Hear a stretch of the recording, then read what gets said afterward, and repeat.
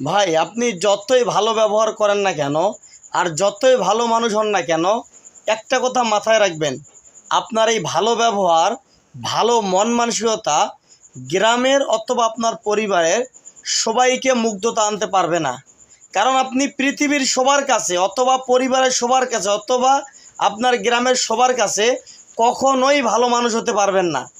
আপনি যতই ভালো ব্যবহার করেন, ভালো আচার আচরণ করেন, ভালোই মন মানসিকতা নিয়ে চলাফেরা করেন, দেখবেন সবাই আপনার পক্ষে যদি স্লোগান দেয়, কিছু সমতুল্য মানুষ রয়েছে যারা আপনার বিপক্ষে স্লোগান দিবে। এই জন্য আপনাদেরকে আমি এতটুকু উপদেশ দেব, 2-4-5 জনের সমালোচনার মুখে পড়ে আপনার চরিত্রকে আপনি কখনোই পরিবর্তন করবেন না।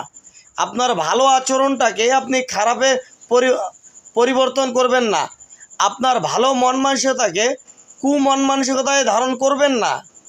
আপনি যে ভালো, এটা পৃথিবীর কেউ না বললেও আল্লাহ যদি আপনাকে ভালো সার্টিফিকেট দেয়, আর কারো ভালো সার্টিফিকেটের প্রয়োজন নেই।